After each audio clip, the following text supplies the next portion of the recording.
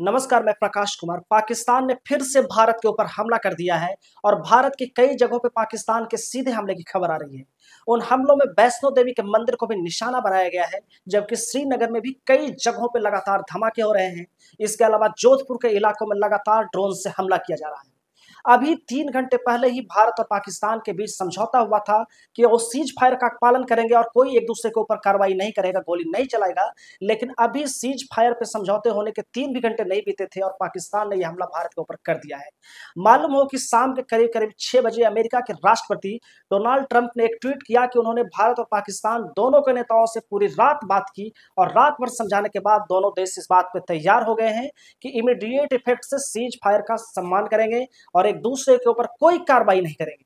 लेकिन अभी इस सीज फायर को हुए 3 घंटे भी नहीं हुए थे कि पाकिस्तान ने फिर से उस सीज फायर का उल्लंघन कर दिया है।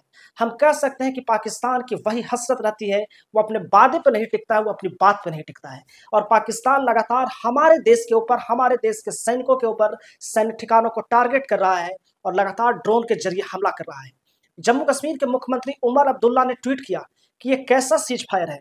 हमारे श्रीनगर में लगातार धमाके हो रहे हैं और बड़े तेज धमाके हो रहे हैं। श्रीनगर जम्मू कश्मीर के रहने वाले लोग बता रहे हैं कि उनके शहर के ऊपर मिसाइलें छोड़ी जा रही हैं। सीज फायर के लिए राजी हुआ हो वो इतनी जल्दी से कैसे बदल सकता है?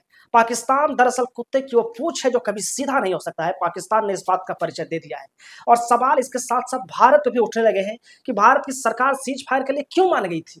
पिछले 3 दिनों से पाकिस्तान लगातार ड्रोन के जरिए भारत के ऊपर अटैक कर रहा था। गुजरात से लेकर राजस्थान तक, कश्मीर से लेकर पंजाब तक, हर जगह पिछले 3 दिनों में पाकिस्तान ने ड्रोन दागे थे। वो तो भला हो कि हमारे S-400 एयर डिफेंस सिस्टम ने हर ड्रोन को मार गिराया, हर हमले का जवाब दिया। लेकिन इसका क्या मतलब रह गया कि भारत अमेरिका के दबाव में आकर उसकी बात को मान गया? सवाल भारत के नेतृत्व पर भी उठने लगे हैं कि आखिर प्रधानमंत्री नरेंद्र मोदी को क्या जल्दी थी जो उन्होंने पाकिस्तान के साथ सीज फायर पर सहमति दे दी।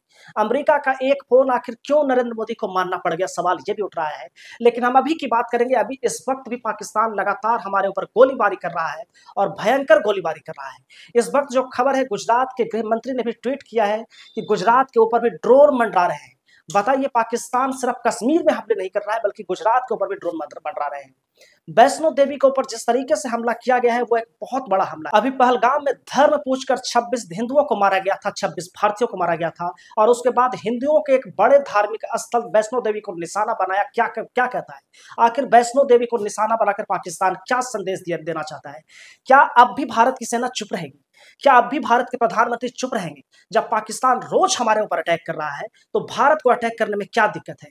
क्या भारत की सरकार को पाकिस्तान को खुला जवाब नहीं दिया जाना चाहिए? आज से 10 वर्ष पहले प्रधानमंत्री नरेंद्र मोदी खुद कहते थे कि पाकिस्तान को उसी की भाषा में जवाब देना चाहिए, हमें हर बार अमेरिका के पास नहीं जाना चाहिए।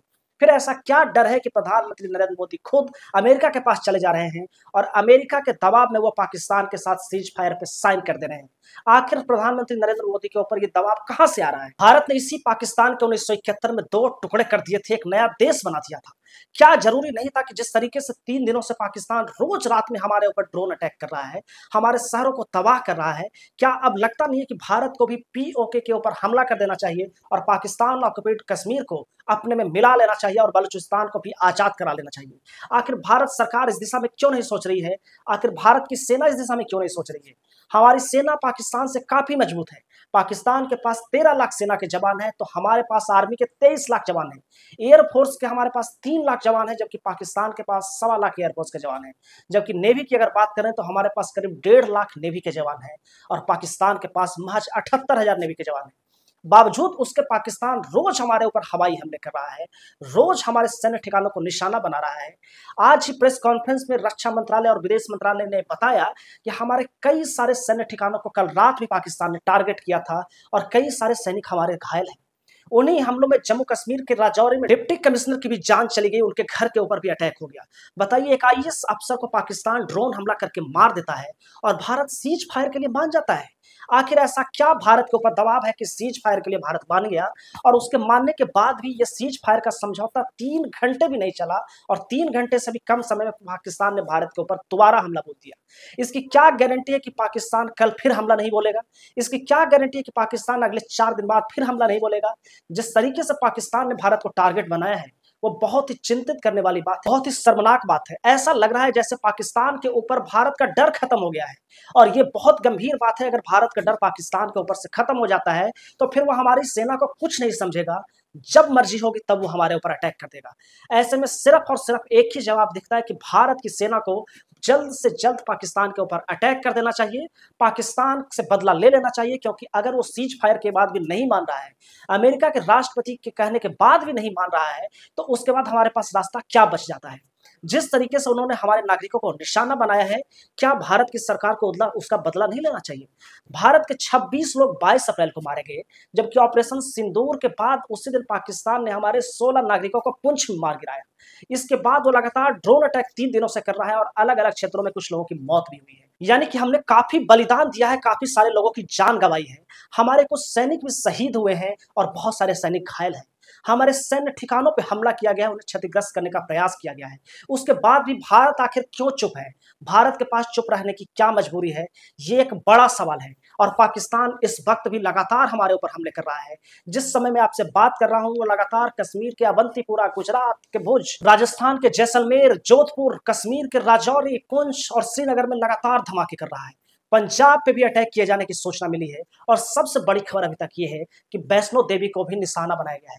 वैष्णो देवी मंदिर हिंदुओं का एक बहुत बड़ा मंदिर है और अक्सर पूरे देश के लोग, पूरे देश के हिंदू समुदाय के लोग वैष्णो देवी का दर्शन करने के लिए जाते रहते हैं, उनका आशीर्वाद लेने के लिए जाते रहते हैं। बताइए उस मंदिर के ऊपर हमला किया जाना कितनी बड़ी बात है और क्या अब भी भारत की सेना चुप रहेगी? आप इस खबर पे क्या सोचते हैं? कमेंट करके जरूर बताइएगा कि आखिर भारत की सेना क्यों चुप है और भारत की सेना को क्या अब चुप रहना चाहिए? क्या वो समय नहीं आ गया है कि अब पाकिस्तान को उसी की भाषा में जवाब दे दिया जाए? आपके हित की बातें उठा रहे हैं तो ऐसे में आपका समर्थन भी बहुत जरूरी है। वीडियो कैसा लगा कमेंट करके जरूर बताइएगा और अच्छा लगा हो तो लाइक, शेयर और चैनल को सब्सक्राइब जरूर कर दीजिएगा। हम मिलेंगे आपसे अगले वीडियो में, तब तक के लिए नमस्कार।